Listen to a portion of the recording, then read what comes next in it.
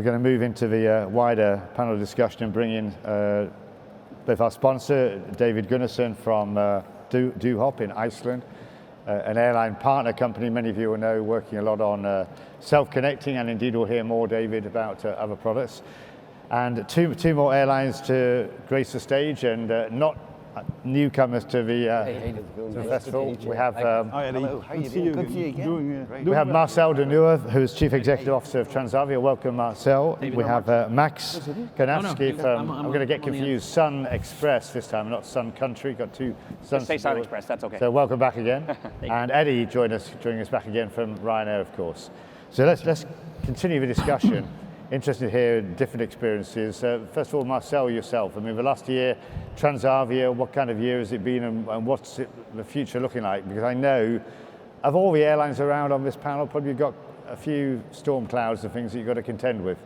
In general, I would say 2023 was a year with ups and downs. It started a bit turbulent on our side because we got some leased aircraft which didn't arrive for the summer period, and then of course if you've sold the tickets and your aircraft are not there, then you have something to explain.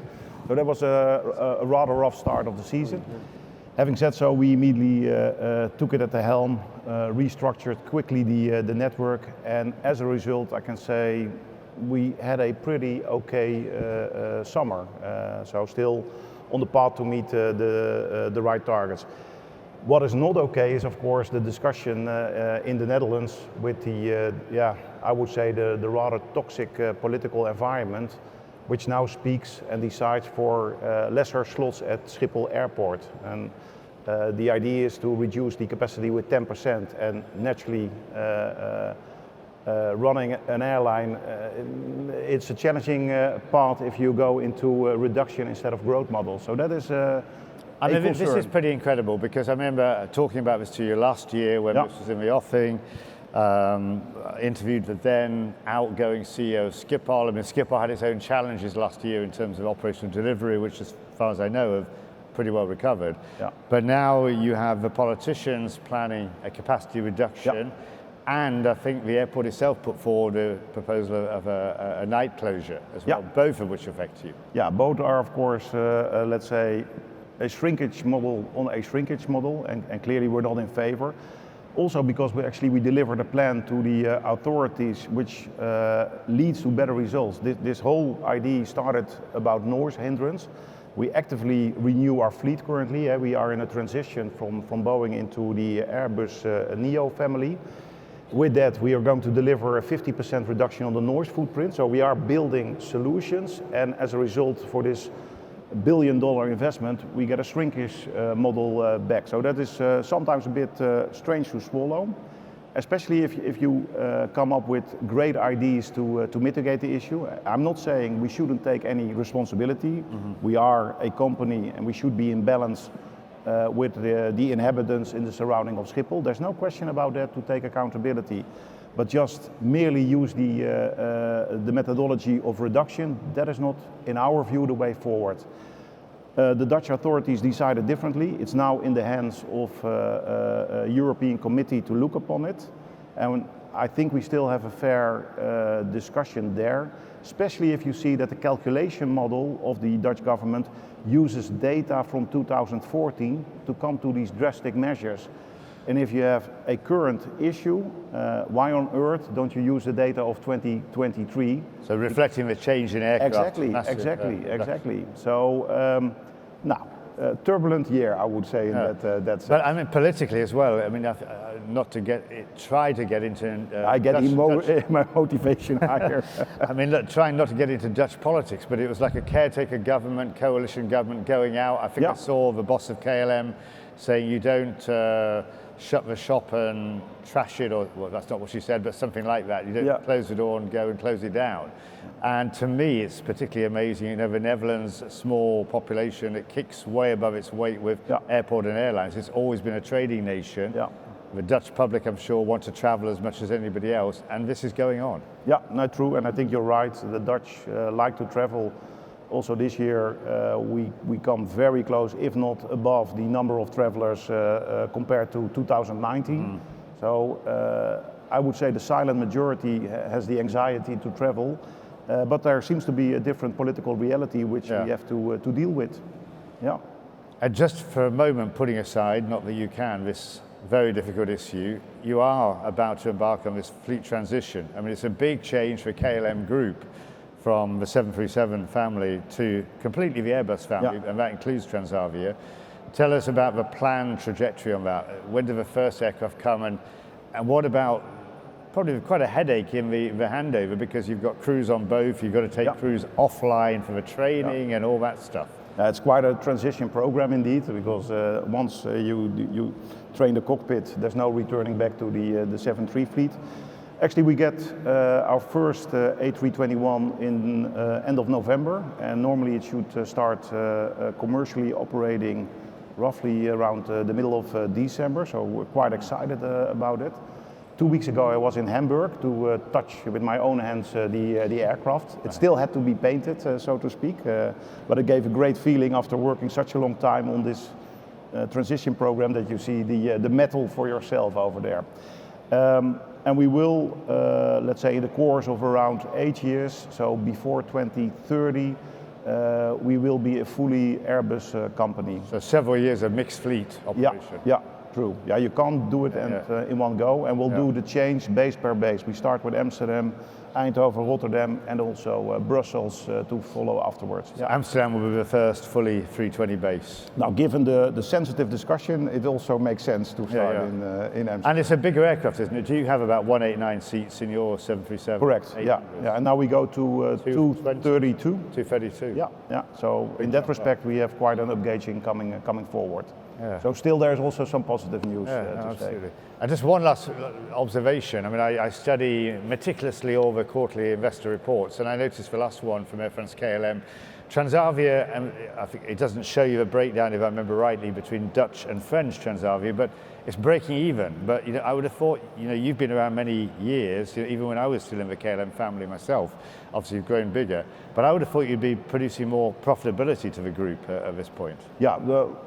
Driven by, let's say, a very strong growth program. So you see the ASKs moving up. We have to grow into that particular sizing.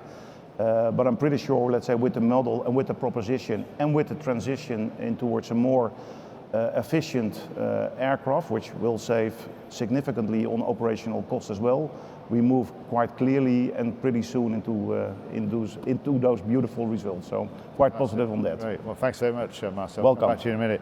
Max, another airline, another story. Start off, can you hear me okay? I'm sorry. It's a bit echoey. It's really hard to hear you over here. A bit echoey. I'll shout up on the street. If it is hard, just tell me, because it's not always hard. apparent. I mean, one unusual thing, but a sad thing to ask you about, Max, you were involved earlier in the year with the tragic Turkish earthquake. That's right. And we had Airlink, who is a sponsor here, airline industry, talking about disaster support, many disasters around the world. That was a really big one, a large loss of life. Just tell us unusually what you had to do as a CEO and an airline in your involvement in that. Yeah, I was hoping you would ask me, aircraft utilizations, number of seats per aircraft. I get the earthquake. I will be asking you some of that as well. No, I'm kidding. Some people have all the luck. Look, I mean, the big earthquake in Turkey in February was a major disaster. It's been a really high impact experience, really, on my personal life too. We've had no casualties within direct employees, but we've had 167 family members of employees lost in this earthquake. And as part of the role, you were asking about sort of the impact on me directly. Obviously, we reached out to all of them. We had conversations. We put up container homes for them. We brought the people who were remaining from those families into safe havens. And I'll just give you, maybe two stories just to, one person out of the 167 actually lost 79 family members, and I, got my list to call, and I said, I think there's a typo. Can you just find out how many family members this person really lost? And the number was corroborated and supported, unfortunately, and this person was just devastated. You lose everything. Basically, your family is wiped out. And so that was a very sad, really one of the low points really of my life. At the same time, and this is really a symbol of what Turkey stands for, the speed at which the Turkish people, snapped into action, went to help was absolutely mind-boggling. We set up an air bridge with 5 partners within a week. Lufthansa Cargo, Fiege, which was experienced from sort of the flooding in the summer before in Germany. We leveraged all the DPD courier outlets in Germany, so you could drop your stuff, at every and any branch of DPD. And we had 4 flights, a week. We evacuated over 18,000 people out of the crisis region. We got over 5,000 medical doctors and aid workers in there. So over 1,000 tons of aid material. So we've really been there and witnessed that. I think we have some folks in the audience too. Here, Jansu, I remember going downstairs in our SunExpress Plaza, our head office in Antalya. It was, 11 o'clock at night, and people were just saying, look, they were sorting, kids' toys and stuff, and like, I'm not going home. If I went home now, I would feel, useless and as if I'm not helping. So the spirit, it was amazing, and honestly, I didn't know Turkey very well before joining the company just shy of 4 years ago, but that spirit really it manifests itself throughout business, crises like that, obviously, and really who we are. It's our DNA. But asking you this question, Max, I mean, this is not on our official list of agenda points, but I think it's so much, it's the real thing. This is life, this is humanity, this is what airlines are about, what you as leaders have to deal with, and what people are affected by. So it's dramatic, what you're describing, the impact there, and the personal effort that you had to put in on that as well. Let me just turn a bit more on the aviation side of things. I mean, we talked about shiny new aircraft coming from Marcel. You've been taking deliveries of more Max aircraft into the fleet. Any delays or challenges for you on that side? We're hearing more and more about supply chain. I asked Eddie about Ryanair earlier. And again, it's the negative spin. Okay, let me just say our utilization per day, because the 9.6 You're itchy to get this figure out. Yeah, I just got to, we're at 16.5 hours a day on the 737 MAX, and we are at 189 seats. But so those are the 2 positive messages. Yes, we are experiencing delays as well. Obviously, from pre-summer to post-summer. The problem is, and these delays are really hurting us a lot. We're a very seasonal carrier. We have over 30% drop in seasonality, summer peak to winter trough, and that hurts us well. The problem is the can is kicked down the road in terms of responsibility, right? And so it goes from the OEM to the engine manufacturer, and that's typically at the moment where it stops. And so, while, you're not really getting compensation for sort of the loss in revenue, and then the aircraft gets delivered after the summer, which, okay, well, that's as good as sort of, I'd actually rather have it, at the beginning of spring than at the end of summer. So, yes, we're affected by that, but we've done a lot of things to sort of tackle seasonality. We've been in touch with airlines on sort of shedding some of the resources and aircraft capacity in the wintertime. We have an announcement coming out in the next few weeks. We have some panelists here who we've also had conversations with in the past, so we're looking at that. We also have extended our summer period quite a bit. Yeah, that is interesting, because I was just reading, I think the Turkish market in particular is just so buoyant that where it normally would be falling off substantially now, it's looking like it could run for another couple of months almost at full volume. Yeah, so we've added just until September to November, we're adding 550,000 seats. We're roughly 70 aircraft. You can do the math. So that's definitely worked out, and we've also seen that our customer segments are very diversified. So we have the traditional touristic segment with tour operator bookings sort of a year in advance. At the same time, we do visiting friends and relatives. We have a lot of Turkish minorities in Western European countries. There's 4 million Turks in Germany, for example. And so the balancing of these segments across the year has helped us quite a bit. So extending the summer, shedding resource capacity, but we're also looking into working with partners even outside of the aviation space. So we're talking to other touristic companies, we're talking to hotels, we're talking to cruise lines to sort of balance some of the winter-summer seasonality effects. What about supply of pilots? I mean, you are a pilot yourself. I don't know if you still keep your license current or indeed if it's on the 737 or not, Max, but any challenges there in terms of the number of crews? So we're looking into, in Turkey, there's some national, legislation as well that sort of forbids us to hire more than 10% foreign pilots. So, it's hard enough, getting for the significant growth we have, an existing order with Boeing of 42 aircraft, so 33 still coming, and we're also negotiating a new deal for a larger, substantial number of aircraft. So we're really trying to de-bureaucratize some of the hiring. So far, so good. We're fine on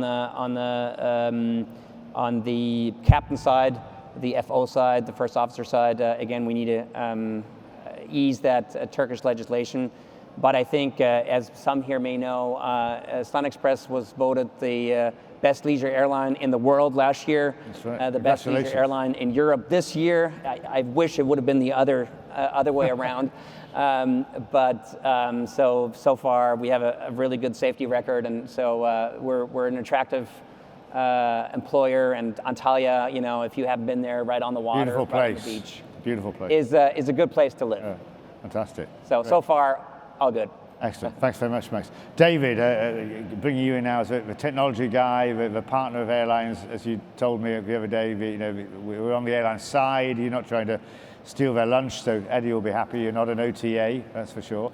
What are your observations about the state of the industry? We've heard from all these guys in the last hour about what their airlines are doing. What do you see as a technology provider? Because we're not completely out of the woods. We had COVID, and it's by no means a clean recovery. A lot of things going on, a lot of mess, airport disruptions around Europe. Absolutely. I mean, obviously last year was, especially in Europe, was pretty rough. Yeah. I think this year has been a lot better, and we've actually seen a lot of improvements in some of the stuff that we work on. And I suppose maybe if I steal 15 seconds for those who don't know what we do, is Exactly. we are a tech business. We primarily work with airlines. We've worked with Transavia for many years. Yep. And we just lost an RFP with SunExpress. But that's life, that's how it goes. But we primarily work on the airline side, kind of enabling passenger connectivity and servicing for airlines. So we've been doing that since about 2015. So, but you clearly see, especially from what we do, and when we think about partnerships, there's always opportunities, whether it be air-to-air connections, whether it be air-to-rail, which we are sort of really starting to move into, and we clearly see those opportunities everywhere.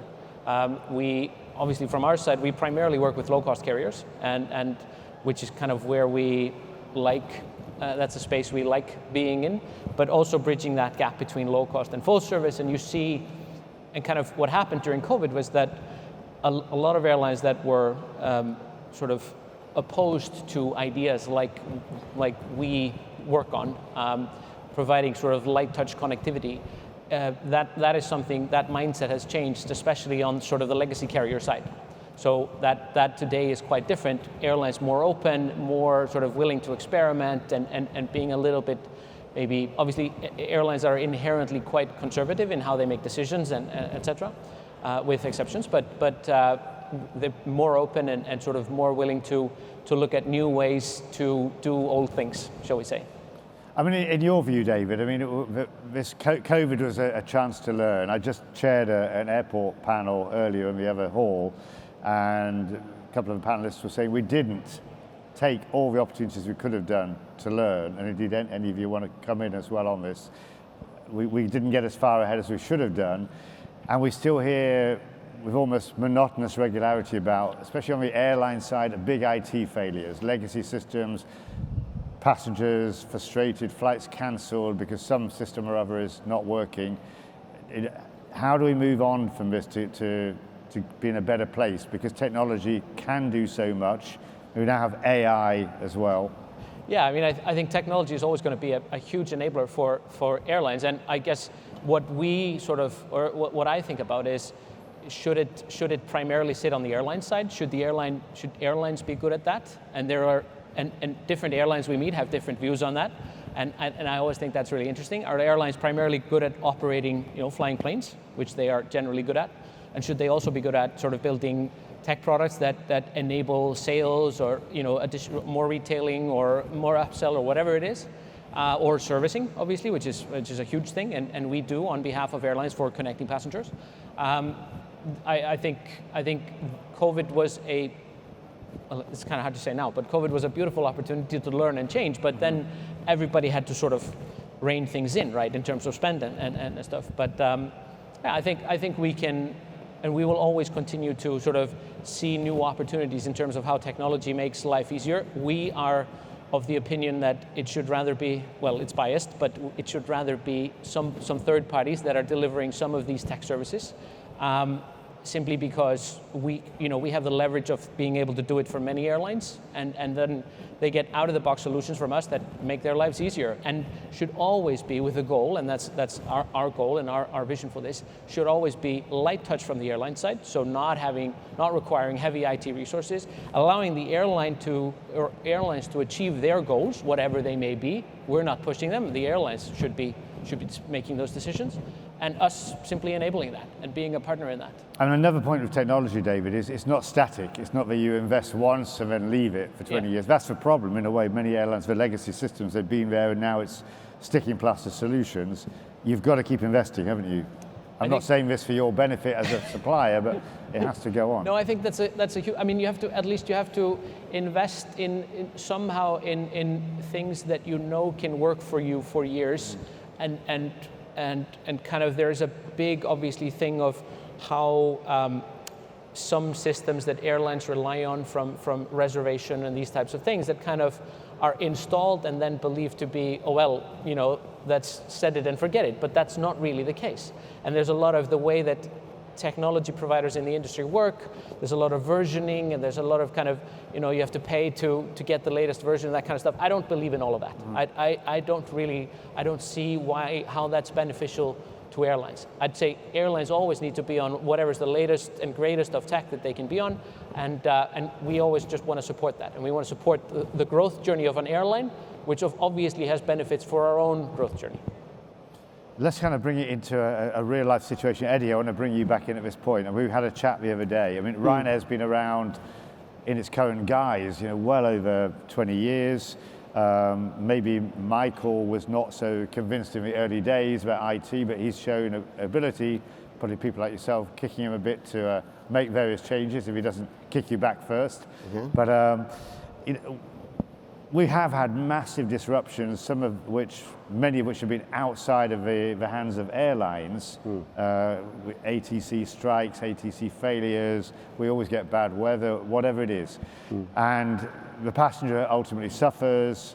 But Ryanair, you've made pretty substantial investments, not only in the customer-facing stuff. We're here at an event, people want to hear about how's the app doing for customers in terms of selling and guidance or whatever, bookings, check-in. That's fantastic, we all use it. But running the business behind the scenes, it's maybe not so obvious, but I think you've got quite a story to tell. Yeah, I mean, if we have, we've had a labs function within Ryanair going back to 2010, and it's really only during COVID that came into its own. So we've got about 750 people full-time involved in developing systems. Obviously, a lot of those were involved initially in, our app, our website, our forward-looking to the consumer, working on scheduled revenue, ancillary revenue, and all that good stuff. And that journey will always continue.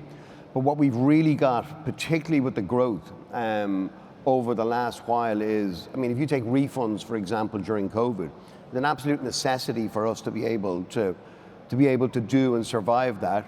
And our labs people came to the fore with a solution to that. Then we leveraged that into a wallet, and now you have the maturity in that lab's function now is that we don't spec stuff out for them necessarily anymore. They're coming up with the ideas as well. And you see what's happening with this whole conversation about AI and machine learning and everything, you know. I haven't seen anything yet on the customer facing side that's going to be game changing just yet, but it's going to come. You know, I think we're going to interact with websites, apps, everything like that in a completely different way. But what I have seen is that we have been able to leverage that insight. It's no coincidence that we are the most resilient airline that is, and I always say that, touch wood, as you come out of, you know, why were we best prepared? Why we were able to grow? We're at about 130% of where we were pre-COVID. How come we were resilient? Okay, we got the crews, but we also supported the operational integrity with really clever solutions. So when we have a meltdown day of French air traffic control, which is usually every Tuesday, you know, like if the French aren't playing in the semi-final or something like that, you know. Don't mind you, maybe we need to have the Rugby World Cup every week just so that Macron can get them back to work, you know. So, but there are, if you look at a day like that, that would have been a meltdown day for us from which people don't recover. Now we've got machine learning that is actually giving out solutions to people. Now we're integrating that with our operations system where it's actually going to be predicting what we do. That has the extra advantage of pilots and cabin crew not contacting the operations control center, and it's automatically communicating with them. We're going to take delivery of 400 aircraft over the next number of years. I can't do that by hiring extra people. Technology is now an absolute necessity, not just on the revenue side, but more importantly inside, because I'm not going to be able to control that. So everything is simplified now. Ground ops applications to run operations control, optimization software to get our scheduling right, optimization software that might feed into profitability, all that sort of good stuff, you know. So it's a really, really exciting time, you know. So and maybe there's a risk of some CEOs might think, oh, that's not customer facing, it's not kind of sexy, it's not going to win me awards or customer praise, I won't do it. But it would absolutely be a mistake, as you say, because there's so much mess to recover from sometimes on those worst days. Yeah, I mean, because the volumes now for us, like, you know, today we'll do 3,300 flights today. Yeah. And managing that growth, that's going to grow to over 6,000 flights a day and beyond that. So I can't build an operations center that size. And because we've got, as it stands today, 92 separate locations from where we take off, and you'll notice from the pilot point of view, standards, providing information across platforms that we have, from everything from fuel management to flight planning, dynamic flight planning, all that ultimately will feed through into efficiency, not necessarily efficiency going backwards, but stop us from moving out into inefficiency. So about 92% of the people that we have that are employed with us are either flying airplanes or fixing them, okay? So I've got to find a way of communicating with them with all the tools that they need to do to deliver the service, which is best on time, lowest cost flights, feeds into lower fares, etc., and how we interact with the 300 airports that we have there. I mean, we've got to get in on top of the future of aviation, what's going to happen to airports, what's going to happen to kiosk technology, how are we going to get through security, how are we going to have everything, you know, because people now expect that more. Yeah. And I think there's transformational change, and those companies, I believe, and I'm sorry to say this, but and I'm sure you have a great service, but you know, for a volume carrier like us, we want to be in charge of that. Yeah. But we've always got to look at what's out there as well, but we want to solve that ourselves for the time being, you know. And I guess that makes sense, David, for large players. Oh, it makes total sense, and it's different. Like I said, it's different opinions with different airlines of who wants to solve what. But there's always, you know, there's always ideas out there that you have to look at and be, as you said, be aware of. Yeah. Max, I think you wanted to come in on some of this. Oh, I just had a great anecdote of artificial intelligence being used in the customer front end, which is more of a joke, but we're in our call centers, we're using artificial intelligence on the video calls now, which allows us to anticipate the reaction, one, obviously for ancillary opportunities, but most importantly, and some people you want to use this at home because it's great. Just imagine you could anticipate your wife's reaction when you, schedule your next golfing trip or something. It basically tells you how the customer is going to react, and it's working like a breeze. So it pops up, what are ancillaries that you want to offer.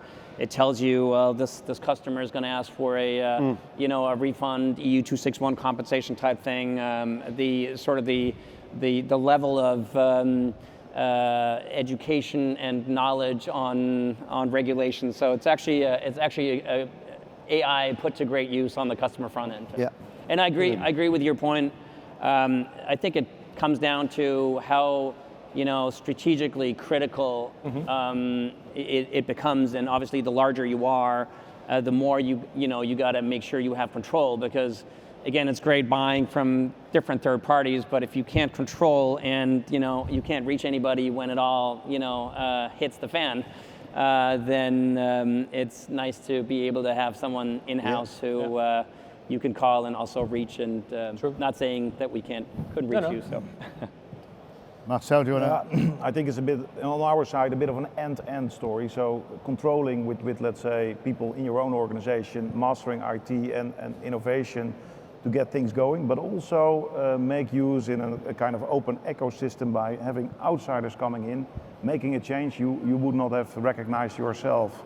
And I fully concur to the words of Eddie as well, that let's say, it is on the one hand all about better decision making, so preventing mistakes to happen, but it also, especially in the field of AI, opens up a new world of customer engagement, especially on sites when things simply do not work out, and that happens in our industry.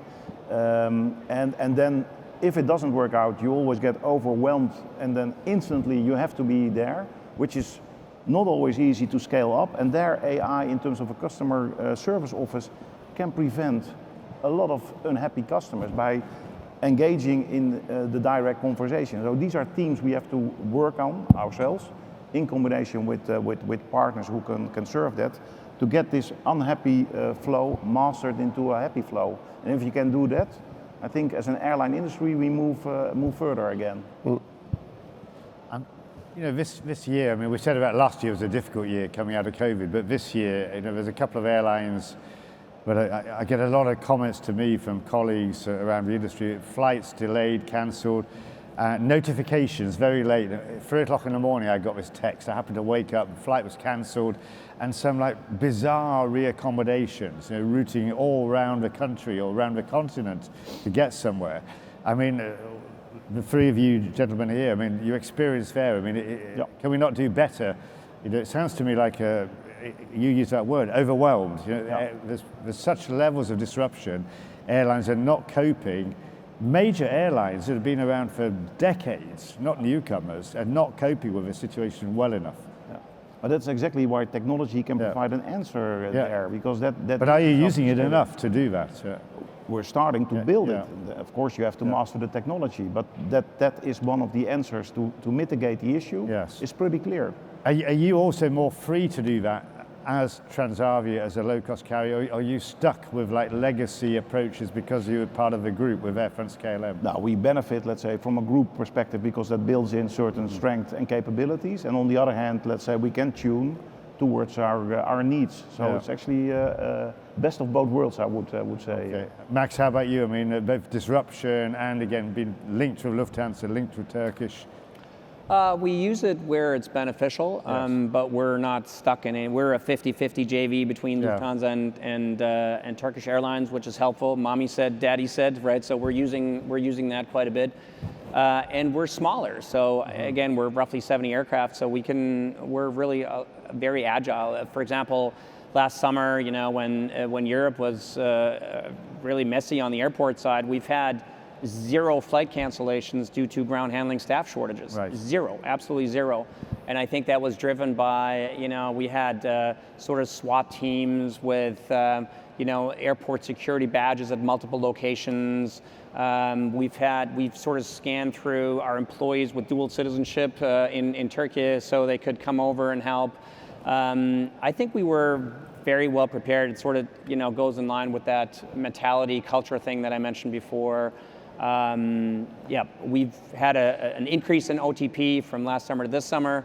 which is really important for us. Again, 16 and a half hour utilization. This is the last point I would have brought in. But you know, that's it. This needs to work. This is the engine that needs to be revving, right? And I think we're very agile in terms of fixing it. We're standalone on that front. And Jude, you know, other side of the Atlantic, and as we were saying earlier, you've been a very specific kind of carrier. I mean, how do you view this? I mean, I think you're using technology quite a lot. Well, I want to make a couple points. One is that the completion factor and on-time, as an industry in the U.S. in 2023 is very similar to 2019, yet there's just an increased sensitivity. So, the statistics don't support that there's been some kind of, catastrophe or something that happened in operations with U.S. airlines. The second thing is that the only way to take down airfares is with more seats. That's the only way to do it. And so at any given time, every airline is making a decision about how much we can fly versus what kind of operational risk we're willing to take at that given time. Every day is different at Sun Country than every other day. So when the flying's really good, we're going to stress the network to the maximum, and the planes are going to start at the wee hours and finish with an overnight flight, and they're going to fly 17, 18 hours in that day, and there's operational risk accepted with that decision. But I want to make the point that it's for the benefit of the consumer. If we could also say, like, we're just going to fly a normal schedule and fares are going to go up by $100, and I think that's a bad outcome for consumers. So, at every given time, and where technology fits in that's interesting, obviously I agree with everything that's been said, is the predictive analytics and trying to model out risks in a network. And we don't build a network and then replicate that 365 days. We build 365 networks, and it's very valuable for us to be able to look at a routing plan and try to incorporate risks of disruption into that so that we can build resiliency in our scheduling. And I think that's going to happen very soon, and we've made great strides on that. And in terms of AI for passengers, do you think the different decision making and influences as AI comes along? Where I'm most interested is kind of the interface to the consumer, particularly on a trip creation. I think that AI in that context is very, very interesting, where you say, like, help me plan a trip. I want these characteristics of my trip. I want to go somewhere warm. I want to see the ocean, blah, blah, blah. And you can interface with an AI tool so that it's very productive. I think, all the stuff that's been said here, I totally agree with. I think, the customer service side of a disruption is going to be automated to a high degree. We're certainly focused on that. Those are the biggest IT programs that we're embarking on this year. But from a business perspective, I think the transformation is really trying to individualize customer experience with my airline so that I can, help them with their trip planning and incentivize more trips and create. The problem we have as a company with the consumer-faced business is that I interact with most of my customers about once or twice a year, and that's it. And when they're not traveling, they're not thinking about me. And I'd like to change that. Prove that. Ladies and gentlemen, we've got a few minutes left. Anybody like to ask a question to our panelists here today? Just put your hand up. If I can't see you, give me a shout. We'll get a microphone to you. Anybody? Somebody over there? No, I just said hello to someone. Okay. Okay. Yeah, just a few minutes left. We haven't touched on the big topic of sustainability. And Eddie, I already asked you in our one-to-one. I mean, how do you defend being a growing airline? But we're kind of all in the the low-cost arena. David, I'll try to get an angle from you as well, because it's in your interest that there's growth in the industry, so you can have more customers. But how do all you guys see that issue about? Everybody talks about SAF now. We've got a lot of investment in technology, already using or taking delivery of aircraft which burn less, emit less, but you're all still growing and people still want to travel. Max? Look, I think this is a topic that if we boil it down, it's 98% SAF. So at the end of the day, it's about access to SAF, and you can play the role of, okay, they're going to blend it anyway. I'm just going to go with the masses, right? The smaller you are as an airline, the more you're going to go with that. You're going to buy your blended mix, and that's it. The bigger you get, you can look into securing access to SAF. And we looked into many other sustainability topics as well, but literally, if you look at the targets, 98% is SAF. So then you can, buy access now. And the third option is to really go structurally and radical, and that is produce it yourself. And I think we all probably are looking at different options. And I just think it's a little too early to tell. We'll come back when we have something meaningful to share, I think, on this topic. Yeah, because the production levels are so low. We have a different political approach. The US seems to have a more positive approach in incentivizing production, the tax structure. Europe seems to be adopting carrot and stick, much more stick about it. We have targets set by 2030, not to mention the ultimate target by 2050, but we're scarcely anywhere down the track. And then some would even say, the industry's been accused of greenwashing about numerous things. Is even SAF greenwashing? We should be either stopping aviation, as maybe some of our visitors yesterday felt, or we should be really changing technology so that we're just doing something better with hydrogen, with batteries. Yeah, stopping aviation, I think you won't get a lot of applause in this audience. Of course not. Certainly not from me, to be honest. Yeah. Because these answers are straightforward about, let's say, building up the ability to provide supply. And frankly, I'm quite jealous about the American administration with the more incentivizing model versus the European stick and carrot, and more stick than carrot, to be honest. And there we leave room to improve. One example, Dutch government implied a taxation this year of €26. Initially, it was intended and also agreed with the airlines that would flow back into the industry to start building up soft buying capabilities. At the end of the day, the tax arrived and it actually went into the pocket of the Ministry of Finance, and no build-up of soft production by any means. And it's exactly that part which weakens a bit of the collaboration and the cooperation spirit, which is so dearly needed to make this important transition.